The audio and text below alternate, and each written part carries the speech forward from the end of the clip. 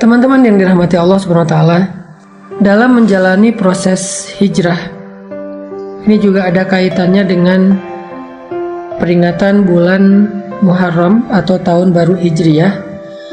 Walaupun Nabi itu nggak hijrah di bulan Muharram sih. Nabi hijrah itu di bulan Safar dan Rabiul Awal. Cuman bulan Muharram ini sering dijadikan sebagai momentum memperingati peristiwa hijrah. Karena memang sejak terjadinya hijrah, Islam menggunakan peristiwa ini sebagai penanggalan dalam sejarah Islam, sehingga kita mengenal dengan istilah tahun baru Hijriyah. Jadi tahun Hijriyah itu adalah tahun yang diambil namanya dari peristiwa hijrah. Sehingga pada bulan pertama dari tahun Hijriyah, yaitu bulan Muharram, umat Islam menjadikannya sebagai momentum dalam memperingati peristiwa hijrah. Jadi bukan berarti hijrah terjadi di bulan Muharram. Saking pentingnya peristiwa hijrah ini, sampai kaum muslimin menjadikannya sebagai nama tahun, yaitu tahun Hijriyah. Karena kebiasaan orang Arab dulu itu menamakan nama tahun dengan nama peristiwa-peristiwa besar yang terjadi. Misalnya tahun gajah, itu tahun ketika Raja Abraha dari Ethiopia menyerang kota Mekah dan dia dihancurkan oleh pasukan burung ababil. Sehingga tahun itu dikenal dengan nama tahun gajah. Tahun-tahun berikutnya dikenal dengan nama tahun gajah 1, tahun gajah 2, dan seterusnya. Ketika Nabi SAW kehilangan Sayyidah Khadijah, Abu Talib juga wafat, maka tahun itu dikenal oleh para sahabat dengan nama Amul Huzni, tahun duka cita. Ini menunjukkan bahwa ada kebiasaan orang Arab itu menamakan nama tahun diambil dari peristiwa yang besar yang terjadi dalam kehidupan mereka. Nah, teman-teman yang dirahmati Allah SWT, kalau kita ngomongin tentang hijrah yang memang bertepatan dengan apa yang sedang kita alami sekarang, sebagian besar dari kita ini mungkin baru berhijrah. Ada yang hijrah status. Hijrah status itu dari pacaran jadi nggak pacaran. Ada yang hijrah pekerjaan, dari yang riba meninggalkan riba. Ada yang hijrah penampilan, dari yang nggak berhijab sekarang sudah berhijab, Masya Allah. Ada yang hijrah perilaku, dari yang tadinya marah-marah, emosi, sekarang lebih kalem. Dan banyak lagi varian-varian dari hijrah kita yang intinya dari yang buruk kepada yang baik. Dalam proses hijrah ini, apapun varian dan bentuk hijrah kita, maka ada satu sunnatullah yang berlaku kepada semua orang yang berhijrah. Mau itu Nabi, para sahabat, orang-orang solih sebelum kita, semua mereka akan menjalani sebuah proses dari sunnatullah dalam berhijrah. Para ulama mengatakan dalam hijrah itu ada 2 fase yang akan dialami oleh semua orang yang melakukan proses hijrah. Fase yang pertama, kata ulama, adalah fase ibtila, dan fase yang kedua adalah fase tamkin. Apa itu fase ibtila? Ibtila itu dari kata bala, yang kemudian menjadi bahasa Indonesia bala, artinya ujian. Maka nanti teman-teman bisa ngecek di dalam Al-Quran, yaitu surat Al-Ankabut ayat pertama, kedua, dan ketiga. A'udzu billahi minasy syaithanir rajim. Bismillahirrahmanirrahim. Alif Lam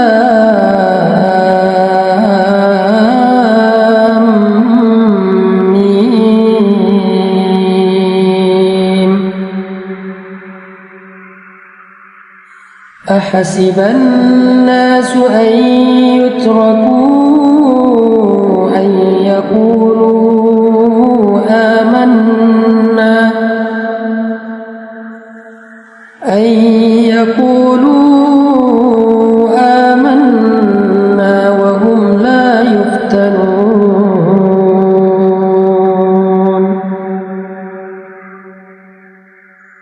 وَلَقَدْ فَتَنَّا الَّذِينَ مِنْ قَبْلِهِمْ فَلَيَعْلَمَنَّ اللَّهُ الَّذِينَ صَدَقُوا وَلَيَعْلَمَنَّ الْكَاذِبِينَ.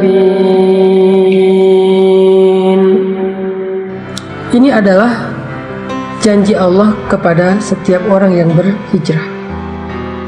Orang yang mengatakan saya pengen berubah, orang yang mengatakan saya pengen beriman, orang yang mengatakan saya pengen bertaubat, orang yang mengatakan saya pengen ninggalin riba, orang yang mengatakan saya pengen ninggalin pacaran. Lalu Allah mengatakan, hasiban nasu ayyutraku ayyaqulu amanna. Apakah mereka manusia mengira akan dibiarin aja mengatakan hal-hal itu? Ini pernyataan dari Allah dalam bentuk pertanyaan. Jadi Allah menyampaikan sebuah berita, bentuknya pertanyaan, kayak sindiran gitu. Seolah-olah Allah pengen ngasih tahu, emang kalian pikir dengan udah berhijrah udah selesai, Allah nggak akan nguji lagi. Harus ada fase ujian yang dilewati, namanya fase ibtila. Dan ternyata itu bukan hanya kita alami sendiri, tetapi orang sebelum kita pun mengalami hal yang sama, padahal mereka lebih baik dan lebih soleh daripada kita. وَلَقَدْ فَتَنَّا الَّذِينَ مِنْ قَبْلِهِمْ فَلَيَعْلَمَنَّ اللَّهُ الَّذِينَ صَدَقُوا وَلَيَعْلَمَنَّ الْكَاذِبِينَ. Dan sungguh kami sudah pernah menguji orang-orang sebelum mereka, sehingga Allah tahu siapa di antara mereka yang benar, yang jujur, dan siapa di antara mereka yang dusta. Bilal bin Rabah, ketika beliau masuk Islam, Allah mengujinya, ketahuan lagi sholat oleh tuannya, sehingga akhirnya beliau disiksa oleh Umayyah bin Khalaf dengan penyiksaan yang luar biasa. Asia istri Fir'aun, ketahuan sudah beriman kepada agamanya Musa, langsung disalib di pohon korma oleh suaminya sendiri sampai wafat. Begitu juga dengan sahabat-sahabat yang lain, orang-orang soleh yang lain, para anbiya. Ketika mereka berjalan di jalan Allah, apakah itu dakwah, apakah itu masuk Islam, apakah itu berhijrah, ketika mereka melangkah di jalan Allah, maka fase pertama yang akan mereka lalui adalah fase ibtila. Semuanya sama, semuanya mengalami fase itu, fase ibtila. Cuman varian dan bentuk dari ibtila dan ujian itu yang beda-beda antara satu dengan yang lain, teman-teman. Jadi kita nggak sendiri. Orang yang lebih soleh dari kita pun mengalami. Kalau kita protes bilang, ya Allah kenapa saya? Enggak, bukan kita doang. Allah mengatakan di dalam surat Al-Baqarah, Am hasibtum an tadkhulul jannah walamma ya'tikum mathalul ladzina khalau min qablikum. Apakah kalian mengira, sama dengan surat Al-Ankabut, apakah manusia mengira? Kalau sekarang apakah kalian mengira? Apakah kalian mengira bahwa kalian akan begitu saja masuk ke dalam surga, sedangkan belum datang kepada kalian ujian-ujian yang pernah dialami oleh orang sebelum kalian? Jadi kalau tadi, apakah manusia mengira akan dibiarkan saja mengatakan beriman padahal belum diuji? Kalau sekarang, apakah kalian mengira akan masuk surga begitu aja padahal kalian belum diuji? Walamma ya'tikum mathalul ladzina khalau min qablikum. Padahal belum datang kepada kalian ujian-ujian yang pernah datang kepada orang sebelum kalian. Sama maksud dari ayatnya. Lalu setelah itu Allah menjelaskan 3 bentuk dari ujian. Ujian yang pertama kata Allah, massathumul ba'sa. Mereka diberikan ujian fisik. Wad-dharra, mereka diberikan ujian harta. Wazulzilu, mereka diuji dengan ujian perasaan. 3 jenis ujian kata Allah. Tergantung dengan orangnya, kondisinya, bentuk hijrahnya. Dan Allah menggambarkan istilah ujian perasaan itu dengan kata-kata zulzilu, diguncang. Ini adalah fase yang Allah janjikan kepada semua orang yang berhijrah. Gak ada yang enggak, semua ngalamin. Ada yang mengalaminya ujian fisik, lelah, sakit. Kalau sahabat dulu disiksa Ada yang mengalami ujian harta, ditipu orang, kelaparan, bangkrut, gak punya kerjaan, gak punya penghasilan, habis hartanya. Ada yang diuji dengan ujian perasaan, disakiti, ditinggalkan, dikhianati, dihina, dicela, dicemooh, digibahin, difitnah, dan seterusnya. Semuanya mengalami salah satu dari 3 ujian ini atau ketiga-tiganya. Saking beratnya ujian yang dialami oleh Nabi dan para sahabat, sampai mereka mengatakan, "Mata nasrullah?" Hatta yaqula ar-rasul walladzina amanu ma'ahu, "Mata nasrullah?" Kapan datangnya pertolongan Allah? Kapan kita keluar dari ujian ini? Kapan semua ini selesai? Kapan semua ini berakhir? Mata nasrullah? Nabi loh yang nanya, sahabat yang nanya, saking beratnya ujian mereka. Allah menjawab, "Ala inna nasrullahi qarib."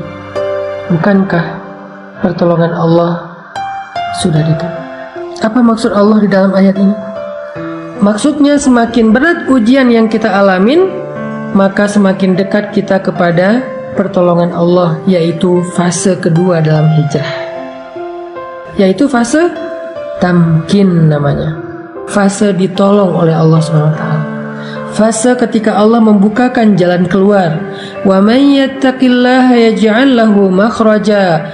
Siapa yang sabar, yang taat, yang istiqomah, bertakwa kepada Allah, Allah kasih jalan keluar. Tapi sebelum Allah kasih jalan keluar, ada fase yang harus dia lalui, yaitu fase sabar, fase ujian. Itulah takwa. Karena takwa bukan sekedar ibadah, tetapi kesabaran dalam menghadapi ujian. Itulah fase yang akan kita lalui, atau yang sedang kita lalui buat sebagian yang baru berhijrah. Jadi ketika kita mengalami fase ibtila, fase ujian kayak gini, la tahzan, jangan berkecil hati. La tay'as, jangan putus asa. La taqlaq, jangan ragu kepada pertolongan Allah. Kenapa? Itu bukan tanda-tanda bahwa kita salah memilih jalan.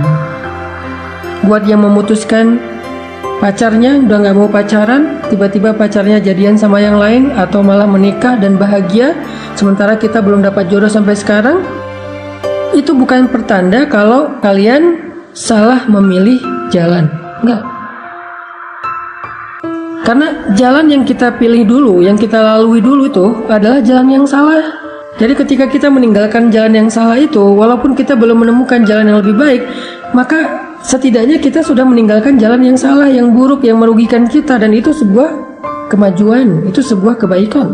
Jangan sampai kita menyesal meninggalkan pekerjaan yang ada ribanya dengan mengatakan, "Duh, sekarang saya nggak punya penghasilan, saya nggak punya pemasukan, saya nggak punya pekerjaan. Sedih juga sih udah ninggalin kerjaan yang dulu. Kalau dulu masih ada penghasilan, walaupun haram." Enggak. Keadaan kita sekarang tanpa penghasilan itu lebih baik daripada dulu ketika kita mendapatkan harta-harta yang haram. Sekarang tuh lebih baik, walaupun mungkin sedikit merepotkan keluarga. Ada ujian tadi, dihina orang, diomongin orang, dikritik orang, dicela orang. Sekarang gak punya pekerjaan tetapi hartanya berkah, sekarang jauh lebih baik. Hanya mungkin sekarang sedang mengalami fase ibtila, fase diuji. Dan fase ujian itu akan naik terus tingkatannya. Makin lama makin berat, makin panas, makin luar biasa, makin beban. Kayak gitu memang fasenya, kayak orang panas, naik terus, kayak orang demam, naik terus panasnya. Tapi ketika udah berada di puncak, udah berat banget, gak ketahan lagi, sampai kita bertanya kapan selesainya semua ini, kapan berakhir dan segala macam, Allah menjawab teriakan kita. Allah menjawab pertanyaan kita. Kata Allah, "Ala inna nasrallahi qarib." Sungguh pertolongan Allah udah dekat, wahai hambaku. Jangan berputus asa. Jangan menyerah dulu. Pertolongan Allah udah dekat. Sabar dikit aja lagi. Karena kalau kamu menyerah sekarang, maka sia-sia semua kesabaranmu selama ini. Karena udah hampir sampai. Kalau balik arah lagi, jauh lagi tuh. Udah tempuh aja perjalanan ini. Sabar dikit gak punya penghasilan sekarang. Sabar dikit kalau kita jadi single, jomblo sendiri, gak ada siapa-siapa. Di usia yang segini belum dapat jodoh. Dikit lagi. La taqlaq, jangan ragu sama janji Allah. Innahu la yukhliful mi'ad. Allah gak pernah ingkar janji. Masih ingat kisah ibu Musa yang menghanyutkan bayinya ke sungai Nil? Apakah Allah ingkar janji? Masih ingat kisah perang Badar, para sahabat yang ditolong oleh para malaikat? Apakah Allah ingkar janji? Masih ingat cerita Musa hijrah ke Madian kemarin? Apakah Allah ingkar janji? Kalla, sama sekali enggak. Jadi jangan ragu. Jangan sampai kita suuzon sama Allah. Jangan sampai kita ngerasa bahwa kita salah pilih jalan, lalu kita menyesal sudah memilih jalan Allah ini, jalan hijrah. La taqlaq, jangan meragukan Allah. La tahzan, jangan berkecil hati. La tay'as, jangan berputus asa. Ala inna nasrallahi qarib, pertolongan Allah sebentar lagi akan datang. Pertolongan Allah udah on the way, bentar lagi sampai. Jangan sampai kita cancel ordernya, padahal kurirnya udah hampir sampai tuh di depan rumah kita. Dikit lagi. Kenapa Allah tunggu lama banget? Kenapa Allah kasih saya waktu sampai kayak gini? Fala ya'lamannallahu alladhina shadaqu wa la ya'lamannal kadhibin. Allah pengen lihat siapa dari kita yang layak mendapatkan betapa istimewanya pertolongan Allah. Siapa dari kita yang layak mendapatkan rahmat Allah? Siapa dari kita yang layak mendapatkan perhatian Allah? Yang layak mendapatkan cinta Allah? Dan itu nggak mudah. Cinta Allah itu terlalu istimewa. Cinta makhluk aja kita berjuang, masa cinta Allah dapatnya gratisan? Kalau gitu Allah hitung-hitungan dong sama kita, bukan? Allah pengen mengajarkan kita tentang sabar. Allah pengen mendewasakan kita. Allah pengen melatih kebijaksanaan kita. Seandainya Allah berikan surga itu secara gratis tanpa beramal, maka nggak akan ada bedanya antara orang yang baik dengan orang yang jahat. Berarti Allah nggak adil dong, memperlakukan sama antara orang yang baik dengan orang yang jahat. Orang menyakiti orang lain tetap masuk surga, pembunuh tetap masuk surga, yang mengambil hak orang lain tetap masuk surga, yang zalim, yang kejam tetap masuk surga. Kan nggak adil. Kebaikan Allah itu adalah ketika Allah bersikap adil kepada hambanya, tetapi Allah selalu membuka pintu maaf, taubat, dan ampunan bagi mereka yang mau memperbaiki diri. Sebanyak apapun dosanya, fala ubali, kata Allah, aku gak peduli. Kita harus memahami Allah itu secara utuh, gak boleh parsial. Jadi jangan putus asa, jangan berhenti berharap, jangan berhenti bersabar, jangan U-turn dulu. Pertolongan Allah itu dikit lagi sampai, udah on the way, OTW udah. Allah juga berfirman, وَلَنَبْلُوَنَّكُمْ بِشَيْءٍ مِّنَ الْخَوْفِ وَالْجُوعِ وَنَقْصٍ مِّنَ الْأَمْوَالِ وَالْأَنفُسِ وَالثَّمَرَاتِ. Kami pasti akan menguji kalian, pasti. وَلَنَبْلُوَنَّكُمْ, pakai tasydid, penegasan. Pasti kami akan menguji kalian. Fase ujian, fase ibtila, fase sabar ini memang fase yang harus kita lalui semuanya, nggak ada pengecualian, termasuk para nabi yang lebih soleh daripada kita, termasuk Rasulullah yang lebih dicintai Allah daripada kita, kekasih Allah sekalipun melewati fase ini. Terus siapa kita untuk melangkahi, men-skip fase ini? Nggak. Semua kita ngalamin.